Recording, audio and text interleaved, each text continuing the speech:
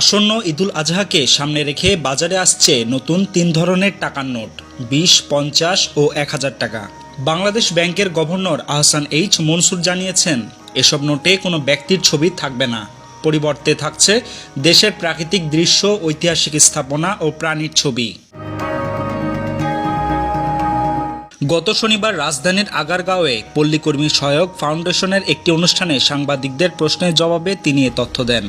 অনুষ্ঠানে সভাপতিত্ব করেন PKSF এর চেয়ারম্যান জাকির আহমেদ খান। বিশেষ অতিথি ছিলেন আর্থিক প্রতিষ্ঠান বিভাগের সচিব নাজমা মোবারক ও বাংলাদেশে এডিবির কান্ট্রি ডিরেক্টর হোয়ে ইউন জিয়ং। গভর্নর বলেন, আমাদের টাকা ছাপানোর কাজ শুরু হয়েছে। ঈদের আগেই নতুন নোটগুলো বাজারে আসবে। এ সময় তিনি আরও জানান, মসজিদ, মন্দির, প্যাগোডার মতো ঐতিহাসিক ও ধর্মীয় স্থাপনার ছবি থাকতে পারে, তবে তা ধর্মের ভিত্তিতে নয়, ঐতিহাসিক গুরুত্বকে বিবেচনায় রেখেই।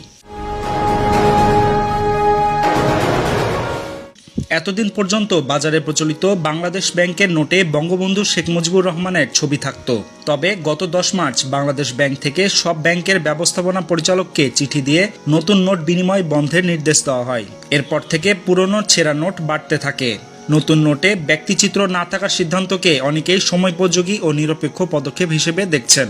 বাংলাদেশ ব্যাংক সূত্র বলছে, ভবিষ্যতে আরও নতুন ডিজাইনের নোট আসার সম্ভাবনাও রয়েছে।